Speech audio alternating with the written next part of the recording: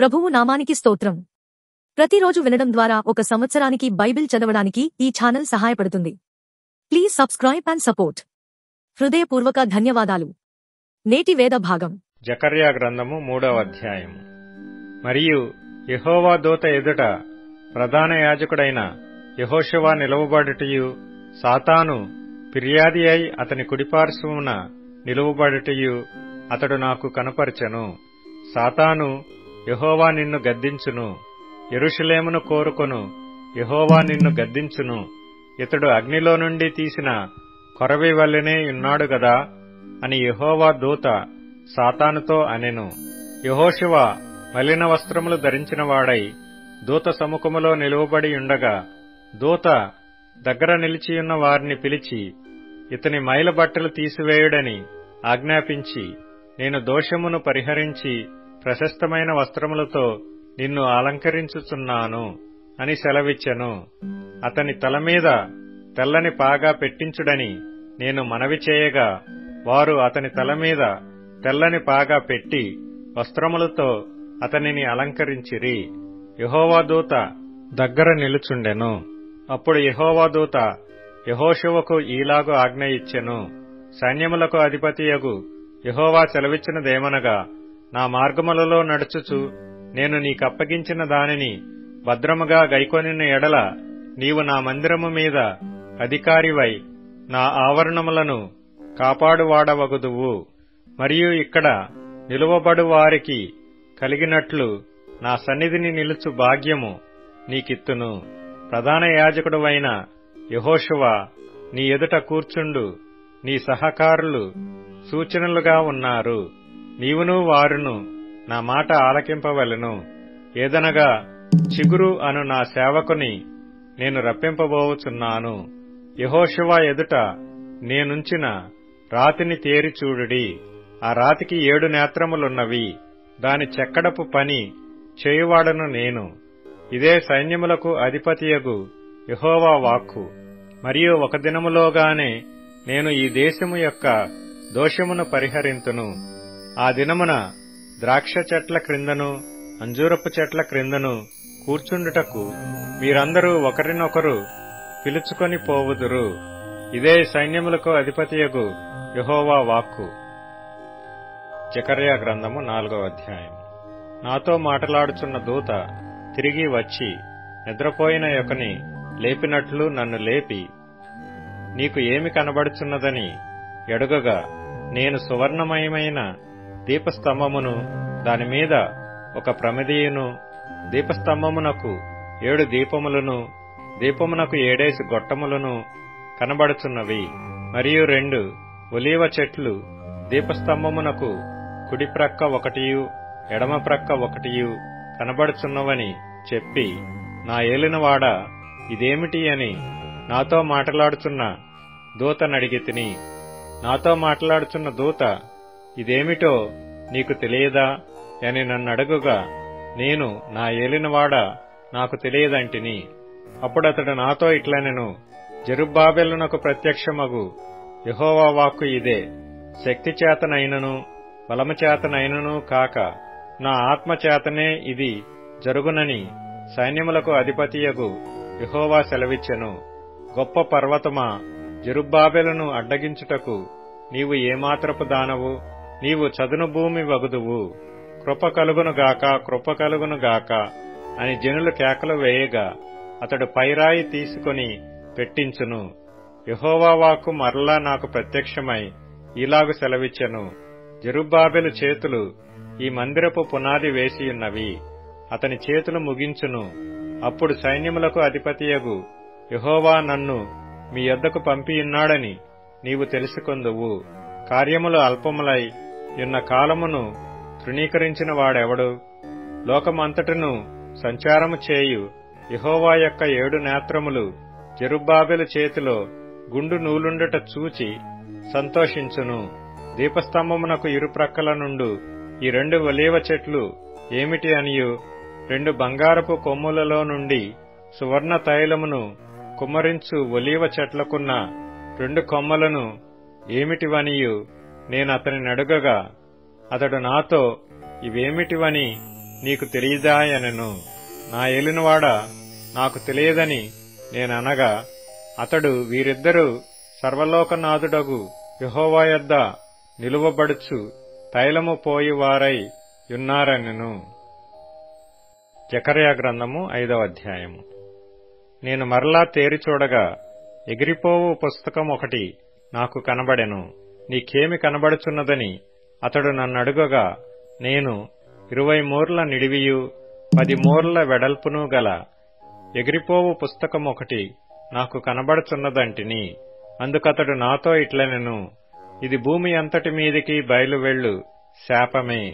దానికి ఒక ప్రక్కను వ్రాసియున్న దానిని బట్టి దొంగిలు వారందరూ కొట్టివేయబడుదురు. రెండవ ప్రక్కను వ్రాసియున్న దానిని బట్టి అప్రమాణికులందరూ కొట్టివేయబడుదురు. ఇదే సైన్యములకు అధిపతియగు యెహోవా వాక్కు.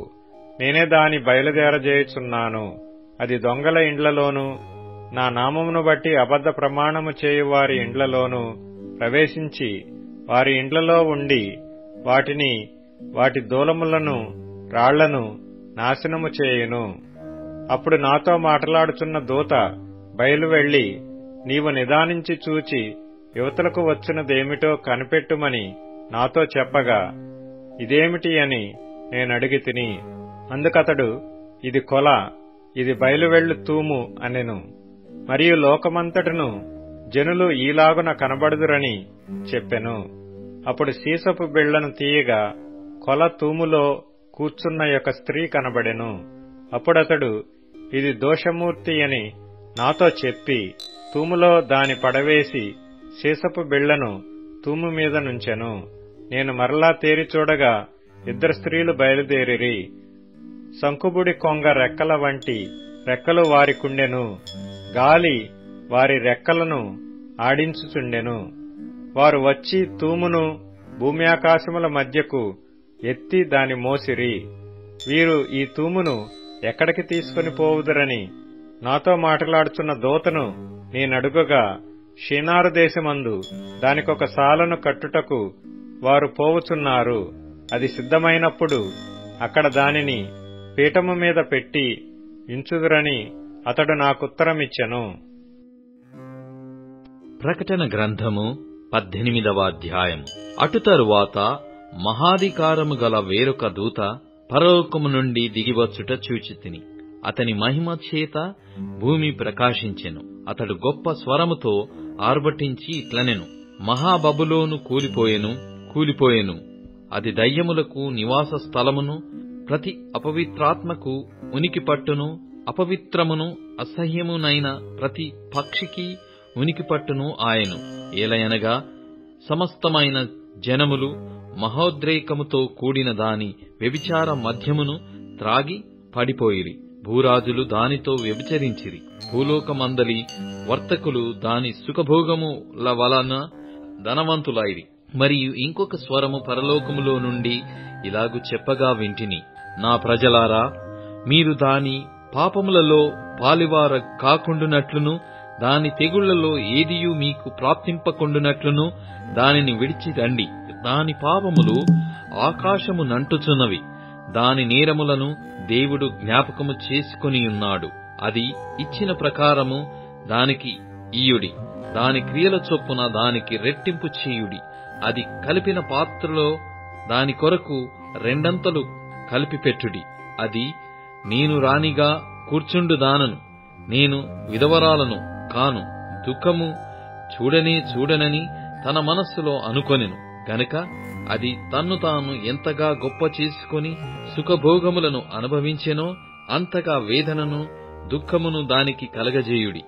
అందుచేత ఒక్క దినముననే దాని తెగుళ్లు అనగా మరణమును, దుఃఖమును, కరువును వచ్చును. దానికి తీర్పు తీర్చుచున్న దేవుడైన ప్రభు బలిష్ఠుడు గనుక అది అగ్నిచేత బొత్తిగా కాల్చివేయబడును. దానితో వ్యభిచారము చేసి సుఖభోగములను అనుభవించిన భూరాజులు దాని బాధ చూచి భయాక్రాంతులై దూరమున నిలవబడి దాని దహన ధూమమును చూచునప్పుడు దాని విషయమై రొమ్ము కొట్టుకొనుచు ఏడ్చుచు, అయ్యో అయ్యో బబులోను మహాపట్టణమా, బలమైన పట్టణమా, ఒక్క గడియలోనే నీకు తీర్పు వచ్చెను గదా అని చెప్పుకొందురు.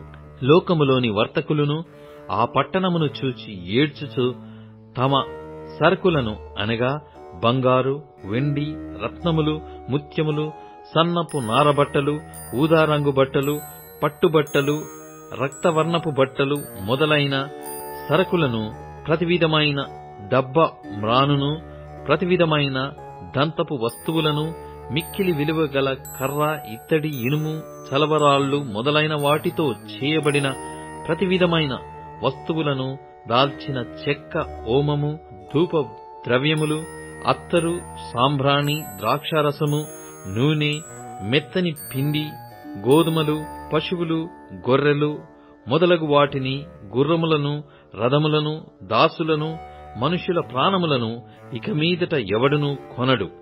నీ ప్రాణమునకు ఇష్టమైన ఫలములు నిన్ను విడిచిపోయెను. రుచ్యమైనవన్నీయు దివ్యమైనవన్నీయు నీకు దొరకకుండా నశించిపోయినవి. అవి ఇక మీదట కనబడవని చెప్పుకొనుచు దాని గూర్చి దుఃఖపడుదురు. ఆ పట్టణము చేత ధనవంతులైన ఈ సరుకుల వర్తకులు ఏడ్చుచు దుఃఖపడుచు, అయ్యో అయ్యో, సన్నపు నార బట్టలను, ధూమ్ర రక్తవర్ణపు వస్త్రములను ధరించుకుని బంగారముతోనూ రత్నములతోనూ ముత్యములతోనూ అలంకరింపబడిన మహాపట్టణమా, ఇంత ఐశ్వర్యము ఒక్క గడియలోని పాడైపోయెని అని చెప్పుకొనుచు దాని బాధను చూచి భయాక్రాంతులై దూరముగా నిల్చుందురు. ప్రతి నావికుడును, ఎక్కడికైనను సబురు చేయు ప్రతి వాడును, ఓడవారును, సముద్రము మీద పనిచేసి జీవనము చేయు వారందరును దూరముగా నిలిచి దాని దహన ధూమమును చూచి ఈ మహాపట్టణముతో సమానమైనదేది అని చెప్పుకొనుచు కేకలు వేసి తమ తలల మీద దుమ్ము పోసుకొని ఏడ్చుచు దుఃఖించుచు, అయ్యో అయ్యో, ఆ మహాపట్టణము, అందులో సముద్రము మీద ఓడలు గల వారందరూ దాని యందలి అధిక వ్యయము చేత ధనవంతులైరి, అది ఒక్క గడియలో పాడైపోయెని అని చెప్పుకొనుచు కేకలు వేయుచుండిరి. పరలోకమా, పరిశుద్ధులారా, అపోస్తలులారా, ప్రవక్తలారా దాని గూర్చి ఆనందించుడి. ఏలయనగా దాని చేత మీకు కలిగిన తీర్పుకు ప్రతిగా దేవుడు ఆ పట్టణమునకు తీర్పు తీర్చియున్నాడు. తరువాత బలిష్ఠుడైన యొక్క దూత గొప్ప తిరుగటి రాతి వంటి రాయి ఎత్తి సముద్రములో పడవేసి, ఇలాగు మహాపట్టణమైన బబులోను వేగముగా పడద్రోయబడి ఇక ఎన్నటికిని కనబడకపోవును. నీ వర్తకులు భూమి మీద గొప్ప ప్రభువులయ్యుండిరి. జనములన్నీయు నీ మాయమంత్రముల చేత మోసపోయిరి. కావున వైణికుల యొక్కయు, గాయకుల యొక్కయు, పిల్లన గ్రోవి ఊదువారి యొక్కయు, బూరలు ఊదువారి యొక్కయు శబ్దము ఇక ఎన్నడును నీలో వినబడదు. మరి ఏ శిల్పమైన చేయు శిల్పి ఎవడును నీలో ఎంత మాత్రమును కనబడడు. తిరుగటి ధ్వని ఇక ఎన్నడును నీలో వినబడదు. దీపపు వెలుగు నీలో ఇకను ప్రకాశింపదు. పెళ్లి కుమారుని స్వరమును, పెళ్లి కుమార్తె స్వరమును నీలో ఇక ఎన్నడును వినబడవు అని చెప్పెను. మరియు ప్రవక్తల యొక్కయు, పరిశుద్ధుల యొక్కయు, భూమి మీద వధింపబడిన వారందరి యొక్కయు రక్తము ఆ పట్టణములో కనబడెననెను. సామెతల గ్రంథం 25వ అధ్యాయం. ఇవియును సొలొమోను సామెతలే. యూదారాజైన హిజ్కియా సేవకులు వీటిని ఎత్తి వ్రాసిరి. సంగతి మరుగుచేయుట దేవునికి ఘనత, సంగతి శోధించుట రాజులకు ఘనత. ఆకాశముల ఎత్తును, భూమి లోతును, రాజుల అభిప్రాయమును అగోచరములు. వెండిలోని మస్తు తీసివేసిన ఎడల పుటము వేయువాడు పాత్ర ఒకటి సిద్ధపరచును. రాజు ఎదట నుండి దుష్టులను తొలగించిన ఎడల అతని సింహాసనము నీతి వలన స్థిరపరచబడును. రాజు ఎదుట డంబము చూపకుము, గొప్పవారున్న చోట నిలవకుము. నీ కన్నులు చూచిన ప్రధాని ఎదుట ఒకడు నిన్ను తగ్గించుట కంటే ఇక్కడికి ఎక్కిరమ్మని అతడు నీతో చెప్పుట నీకు మేలుగదా. ఆలోచన లేక వ్యాజ్యమాడుటకు పోకుము. నీ పొరుగువాడు నిన్ను అవమానపరచి దాని అంతమున ఇక నీవేమి చేయుదవని నీతో అనునేమో. నీ పొరుగువానితో నీవు వ్యాజ్యమాడవచ్చును గాని పరినిగొట్టు బయట పెట్టకుము. బయట పెట్టిన ఎడల వినువాడు నిన్ను అవమానపర్చునేమో. అందువలన నీకు కలిగిన అపకీర్తి ఎన్నటికినీ పోకుండును. సమయోచితముగా పలకబడిన మాట చిత్రమైన వెండి పల్లెములలో నుంచబడిన బంగారు పండ్ల వంటిది. బంగారు కర్ణభూషణమెట్టిదో అపరంజి ఆభరణమెట్టిదో వినువాని చెవికి జ్ఞానము గల ఉపదేశకుడు అట్టివాడు. నమ్మకమైన దూత తనను పంపువారికి కోతకాలపు మంచు చల్లదనము వంటివాడు. వాడు తన యజమానుల హృదయమును తెప్పరిల్లజేయును. కపట మనస్సుతో దానమిచ్చి డంబము చేయువాడు వర్షము లేని మబ్బును గాలిని పోలియున్నాడు. దీర్ఘశాంతము చేత న్యాయాధిపతిని ఒప్పించవచ్చును. సాత్వికమైన నాలుక ఎముకలను నలుగగొట్టును. తేనె కనుగొంటివా, తగినంత మట్టికే త్రాగుము. అధికముగా త్రాగిన ఎడల కక్కివేయుదువేమో. మాటిమాటికి నీ పొరుగువాని ఇంటికి వెళ్ళకుము. అతడు నీ వలన విసికి నిన్ను ద్వేషించునేమో. తన పొరుగువాని మీద కూట సాక్ష్యము పలుకువాడు సమ్మెటను ఖడ్గమును వాడిగల అంబును పోలినవాడు. శ్రమకాలములో విశ్వాసఘాతకుని ఆశ్రయించుట విరిగిన పళ్లతోనూ కీలు పసలిన కాలుతోనూ సమానము. దుఃఖచిత్తునికి పాటలు వినిపించువాడు చలిదినమున పైబట్ట తీసివేయువానితోనూ సూర్యకారము మీద చిరకపోయి వానితోనూ సమానుడు. నీ పగవాడు ఆకలిగొనిన ఎడల వానికి భోజనము పెట్టుము. దప్పికొనిన ఎడల వానికి దాహమిమ్ము. అట్లు చేయుట చేత వాని తల మీద నిప్పులు కుప్పగా పోయుదువు. యెహోవా అందుకు నీకు ప్రతిఫలమిచ్చును. ఉత్తరపు గాలి వాన పుట్టించును. కొండెగాని నాలుక కోపదృష్టి కలిగించును. గయ్యాలితో పెద్దని ఇంట నుండుట కంటే మిద్దె మీదనొక మూలను నివసించుట మేలు. దప్పిగొనిన వానికి చల్లని నీరు ఎట్లుండునో దూరదేశము నుండి వచ్చిన శుభ సమాచారము అట్లుండును. కలకలు చేయబడిన ఊటయు చెడిపోయిన బుగ్గయు నీతిమంతుడు దుష్టునికి లోబడుటయు సమానములు. తేనెనధికముగా త్రాగుట మంచిది కాదు.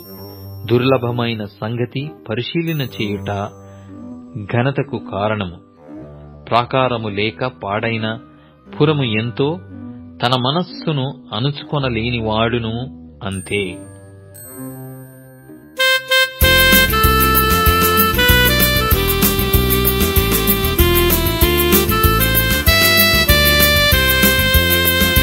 When you cannot understand what is happening around you, do not fear. Just trust in Jesus. When the way is hard to find and dark shadows fall around you, do not fear. Just trust in Jesus. When you cannot understand what is happening around you, do not fear. Just trust in Jesus. When the way is hard to find and dark shadows fall around you, do not fear. Just trust in Jesus. Come and worship, come and sing. Just forget about your worries and exalt Him. He's a keeper and He wants to be your friend. Do not fear. Just trust in Jesus. Like the giants of the land, when life's challenges defy you, do not fear. Just trust in Jesus. Be bold and march into the land. The God of Joshua is with you. Do not fear. Just trust in Jesus. Come and worship. Come and sing. Just forget about your worries and exalt Him. He's a keeper and He wants to be your friend.